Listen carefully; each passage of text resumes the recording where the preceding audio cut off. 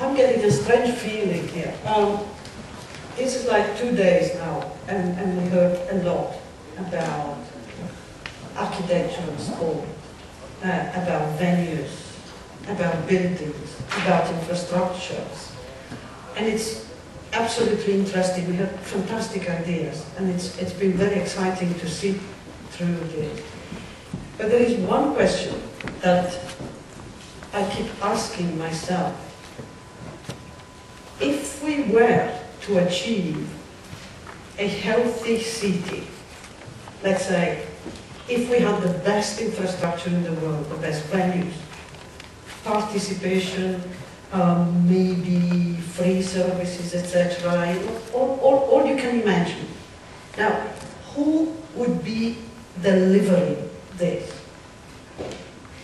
I think my question is perhaps about urban governance at this stage. Because we are talking about cities. And cities are made of people, citizens indeed, and the hardware. They are made of walls, transport, infrastructure, etc. So cities are for people, we say, and places are for people. Place is a social construct, we think. Okay, now, I have a feeling that if we went back to first principles, and I hate to spoil the party at this stage, but bear with me just for 10 minutes. If we, for a second, went back to first principles, and we're talking about 7th century here, we're talking about the ideal city, we're talking about Seville, Isidore of Seville. Back in the 7th century, he says in his etymology, so he was like the Google of the 7th century, the guy. He compiled this list of definitions.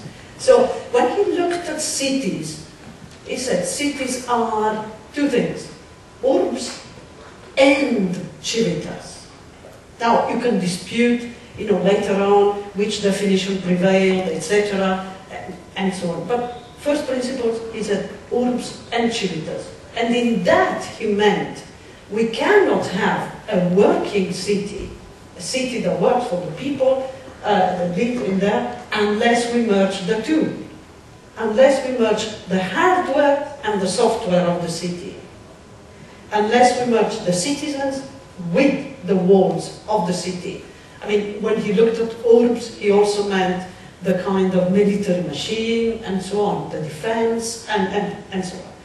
Now, if we bear in mind that cities are ecosystems that are pretty much, as Jane Jacobs said in the 1960s, the Scottish biologist Patrick Geddes also said later on, earlier on, rather. Now, what I have observed over the past 20 years in working with civic leaders and mayors and people who are facing on a daily basis the question of how do I deliver the good city for my people,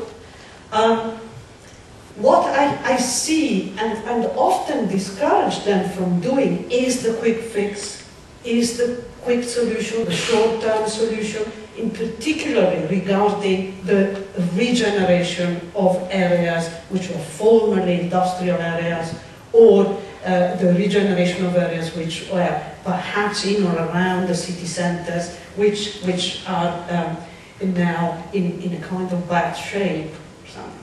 Now, the first thing that occurs to the politicians, the first response is, well, we need just a rebranding, a repackaging. Okay, so we need the big event, and that in itself will set in motion this process of perceiving the city outside better. Now, we all know the perils of slogans, and I love this slogan, but I defy you to tell me which city this is.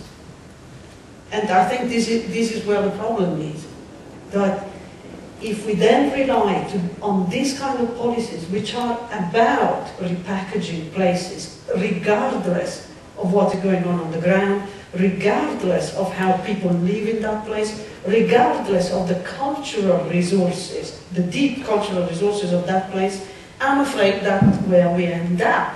I mean, we could be here nowhere, we could be in Second Life. It would make no difference. Okay. Now, for those cities that do get the big games and the big events, etc., I'm afraid that's my experience. That's the experience we have on the ground. That's what the citizens perceive.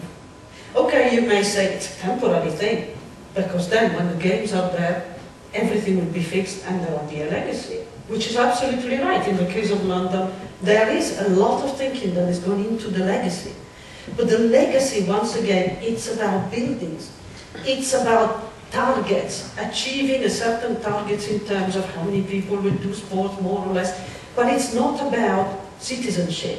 How do we improve the capacity of the citizens of London, for example, to participate in making London a better city for everybody, ethically as well. So that's our experience. I mean, the ugliness of London right now is unparalleled, I think, in other cities. I'm sorry, I'm a bit down on it. However, ugliness of the public space is not the only problem. When we deal with cities just on a case-by-case, on a bit-by-bit planning alone, economic development alone, tourism alone, etc. So what we end up by is a generalized status of anxiety. Cities are really terrorized by other cities being stronger or competing better, achieving better targets, getting out there and being on top of the index for quality of life, or top of the index for best place to invest, best place to set up hedge funds or something or another, and so on. So that kind of status anxiety filters down to the people who live there. And everybody's like worried about, am I doing well in respect to the other colleague of mine who has achieved this and that and the other. So we're all, I think, a little bit pressurized, and cities, in a sense, represent this problem. So what if, my question is now, what if we went back and to first principles and said, cities are not machines, they are ecosystems. So what if we went back to Jane Jacobs and Patrick Geddes in particular? He was a biologist, he studied nature as well, but he was tasked at one point at the end of the 19th century to redo the master plan for Edinburgh. Before he did that, he said, what we need to bear in mind is that the master plan in itself cannot exist in isolation from how the people interact with this particular space, how the people live in the city at the time. So he said, there is almost like an organic region out there, and every time we intervene in the urban fabric or something, we need to consider the three elements of that particular place, which is the people, the geography, if you want, and the economy of that place. Together. They got to go together. And the interaction of the people in respect to this. And the same as Jane Jacobs. So, over the past 20 years, I have developed my own way of looking at cities, analyzing cities. And I have identified a number of ingredients which I would ideally put into a plan of action for regenerating cities. One principle would be to start off by looking at the distinctive resources of a place. I don't mean the unique resources, because it's a little bit difficult to think that each place is unique. I would say each place is distinctive in a different way. So, if we were to start off by saying, what is this place about? What's the history of this place? What's the landscape of this place? What are the current economic dynamics? What were the past economic dynamics? What are the social dynamics? What are the subcultures? What are the lifestyles that characterize this area, neighborhood, city, or region or something?